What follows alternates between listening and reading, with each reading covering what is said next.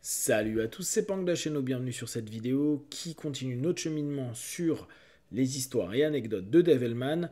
On passe sur la période 1949 à 1960 et il faut bien savoir que à partir de là, la manière d'enseigner de Dev a évolué, donc son système a également évolué et petit à petit, il a pu avoir un cours qui répond aux besoins des médecins, dermatos, infirmiers qui étaient présents.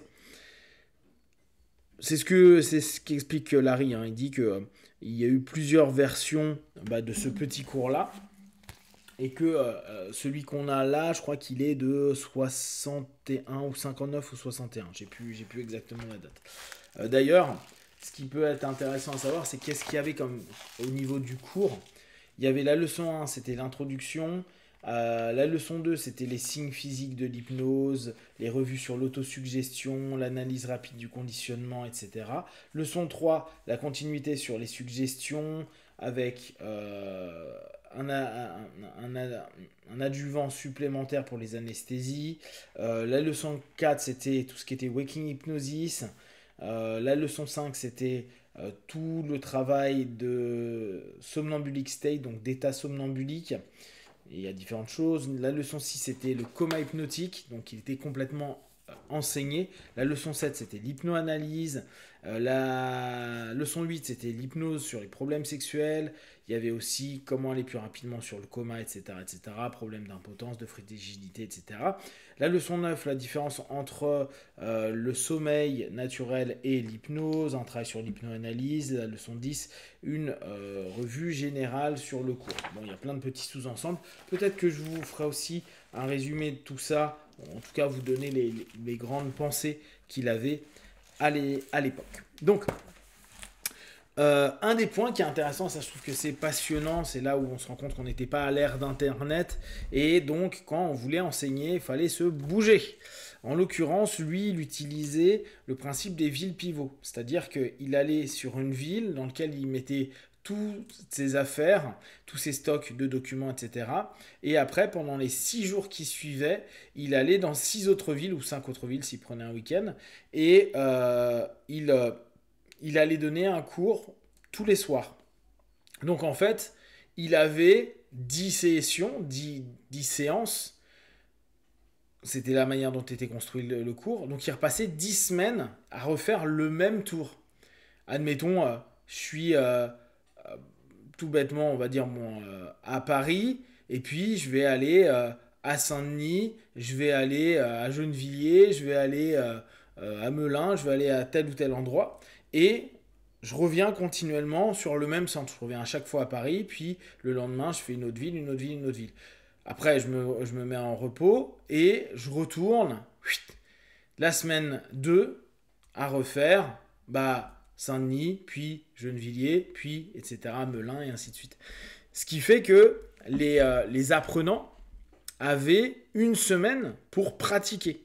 Et là-dessus, Devilman était particulièrement véhément à dire les gars, faut que vous pratiquiez, si vous pratiquez pas, ça ne sert à rien du tout. Et d'ailleurs, je crois que c'était dans le deuxième ouvrage que vous propose Brice, à un moment, il critique un peu les médecins à dire vous n'avez pas assez travaillé votre auto-hypnose, c'est pas sérieux.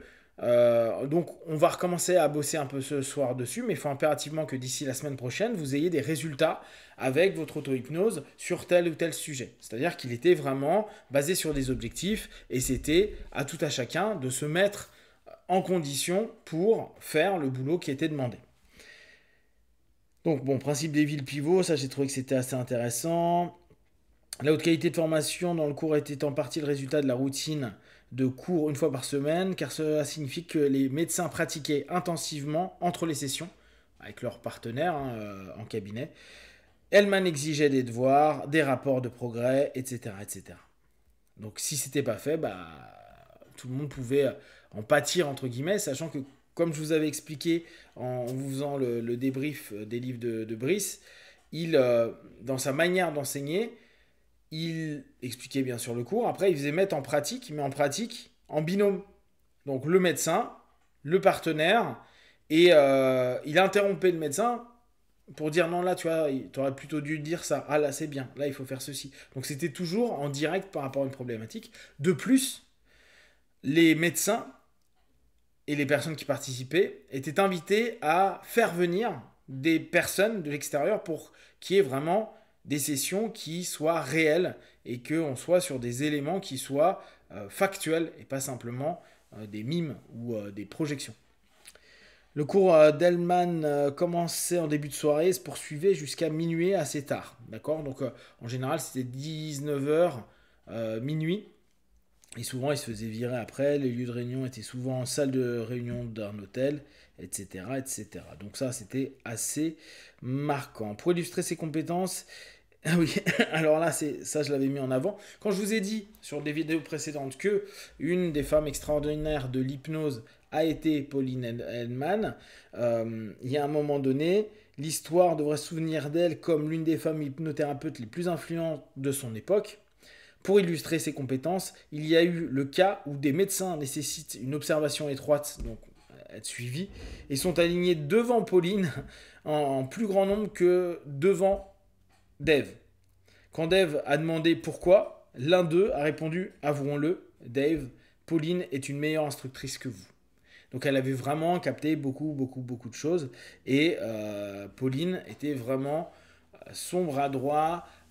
C'était Larry qui nous expliquait que quand il y avait des démonstrations, des choses qui parfois faisaient émerger des problématiques et que peut-être il fallait aller faire une petite hypnoanalyse pendant un instant, à la place de bloquer tout le cours, le partenaire était envoyé vers Pauline et Pauline s'en occupait de son côté dans la salle pour faire émerger ou gérer la problématique à ce moment-là.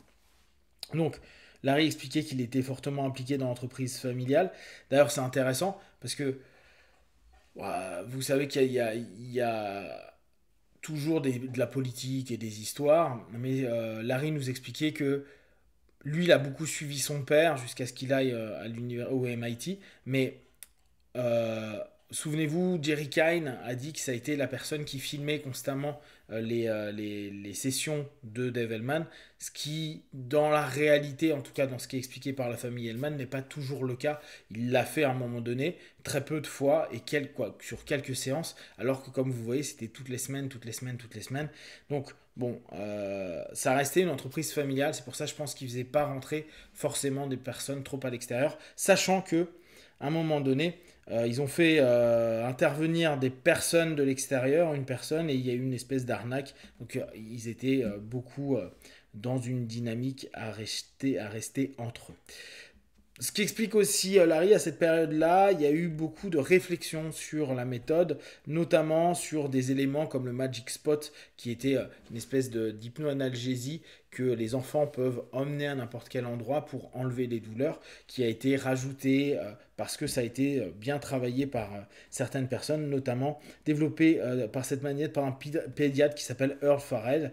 Et donc, au fur et à mesure, ils l'ont rebossé et il l'a intégré au fur et à mesure dans son travail pour les enfants. Élément intéressant, premier accouchement sans douleur par hypnose aurait eu lieu à Milwaukee, dans le Wisconsin, sur la base des suggestions développées par un étudiant en obstétrique de Dave Hellman. Après, bon, là-dessus, moi je pensais que Kruger l'avait fait un petit peu avant, parce que là on est dans les années, comme je vous dis, 49-62, donc on ne peut pas trop savoir. Mais Kruger, dans les années 50, avait fait ça. Alors, est-ce que l'obstétricien, ça serait Kruger? Je sais pas. Mais en tout cas, on est à peu près à ce moment-là. Je vous avais déjà dit, il y a un élément, ça fait des années que je le lis partout, mais j'arrive pas à savoir où je l'ai lu. Là, je le retrouve dans cette partie-là. La première chirurgie à cœur ouvert, réalisée uniquement sous hypnose, sans anesthésie, a été faite par deux étudiants de Dave Hellman, anesthésiste et cardiologue. Et Dave était présent pendant l'opération. Bon. Je vais continuer sur une autre partie ces petites anecdotes. Si vous avez des questions derrière, vous les partagez sur Facebook, YouTube, j'y répondrai le plus rapidement possible. Et comme d'habitude, de tout ce que je propose, n'apprenez que ce qui est bon et juste pour vous. Testez, observez, analysez et concluez. Be one, ciao.